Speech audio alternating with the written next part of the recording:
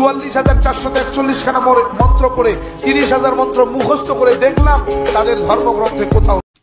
Facebook থেকে পাওয়া এক মৌলভী সাহেবের বক্তব্য অনুযায়ী উনি বলেছেন, হিন্দু ধর্মে যত রকমের ধর্মগ্রন্থ আছে, অর্থাৎ গীতা, পুরাণ, মনুসংহিতা, 44,000 মন্ত্র পড়ে 30,000 মন্ত্র মুখস্থ করে 12 মাসে 13 পার্বণ সম্পর্কে এত গবেষণা করেছেন উনি 21 বছর ধরে। তবুও কোথাও থেকে তিনি বর্ণনা পাননি যে হিন্দু ধর্মে 33 কোটি দেবদেবীর বর্ণনা করা হয়েছে এবং তুলসী দেবী একাই 64 কোটি দেবতার এক বর্ণনা স্বরূপ। প্রথমেই ওনাকে আমি ধন্যবাদ জানিয়ে নেব, উনি একজন মুসলমান হয়েও আমাদের এই হিন্দু শাস্ত্র এবং ধর্ম গ্রন্থগুলোকে পড়েছেন এবং অনুধাবন করেছেন। একজন সনাতনী মানুষ হয়ে আমারও কিছু বক্তব্য আছে। এই 33 কোটি দেবদেবী আসলেই কি? কথায় কথায় বলে থাকি 33 কোটি দেবদেবীর কথা। আসলে এই 33 কোটি শব্দের অর্থ কি?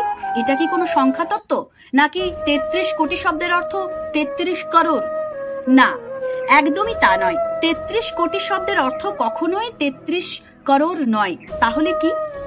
এখানে কোটি শব্দের অর্থ হলো পুরাণ মতে ভাগ বা শ্রেণী, আর বেদ মতে কোটি শব্দের অর্থ হলো প্রকার বা ভেদ। অর্থাৎ দেবদেবীর যে 33 প্রকার ভেদ রয়েছে সেটার বর্ণনাকেই 33 কোটি স্বরূপে চিহ্নিত করা হয়। এবারে আমি জেনে নেব এই 33 কোটি দেবদেবীর প্রকার ভেদে কারা কারা রয়েছেন। 33 কোটি প্রকার ভেদে রয়েছেন অষ্টাবসু, 11 রুদ্র, 12 আদিত্য এবং ইন্দ্র আর প্রজাপতি। এই ইন্দ্র আর প্রজাপতিকে একত্রে 2 অশ্বিনী কুমার দ্বয় হিসেবেও গণনা করা হয়।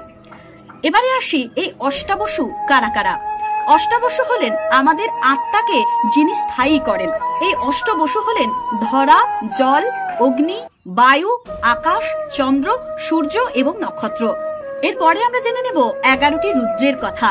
এই 11টি রুদ্র হলো আমাদের শরীরের 11টি অব্যয়। আমাদের শরীর থেকে যখন এই 11 অব্যয় নির্গত হয় তখন একটি মানব শরীরকে মৃত বলে ঘোষণা করা হয় এবং তখনই আমাদের প্রিয়জনেরা আমাদের শোকে পাথর হয়ে ওঠেন।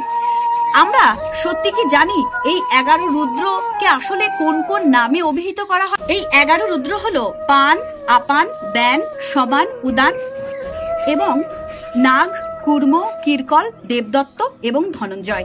এদের মধ্যে প্রথম 5টি হলো প্রাণ রুদ্র এবং দ্বিতীয় 5টি হলো উপপ্রাণ রুদ্র, আর 11 নম্বর রুদ্রের নাম হচ্ছে জীবাত্মা। এই 11টি রুদ্র যখন দেহ থেকে নির্গত হয় তখন আমাদের প্রিয়জনেরা আমাদের শোকে রোদন করেন। সেই কারণের জন্যই এদের নামকরণ হয়েছে রুদ্রের নামে। তারপরে আসি 12 আদিত্যের কথায়। কশ্যপ ঋষির দ্বিতীয় স্ত্রী অদিতির গর্ভে যে সন্তানের জন্ম হয় সেই 12 জন সন্তানকে একত্রে বলা হয় 12 আদিত্য। এদের নাম যথাক্রমে অংশুমান, অর্জুমান, ইন্দ্র, ত্বষ্টা, ধাতু, পর্জন্য, পৃষ, ভগ, মিত্র, বরুণ, বিবস্বান ও বিষ্ণু। এই 12 জন আদিত্যকেই একত্রে 12 মাস হিসেবে গণনা করা হয়। পরবর্তীতে 32তম দেবতা হলেন ইন্দ্র এবং 33তম দেবতা হলেন প্রজাপতি, যাকে আমরা একত্রে অশ্বিনী কুমার দ্বয় নামেও চিনে থাকি।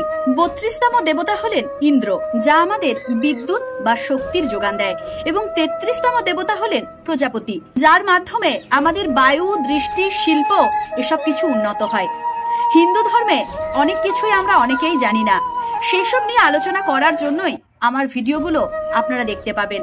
যাদের ভালো লাগবে ভিডিওগুলোকে শেয়ার করে অন্যদের কাছে ছড়িয়ে দেবেন, কারণ একজন সনাতনী হিসেবে সনাতন ধর্মের সঠিক ব্যাখ্যা এবং তার বিশ্লেষণ জানা আমাদের প্রত্যেকের কর্তব্য।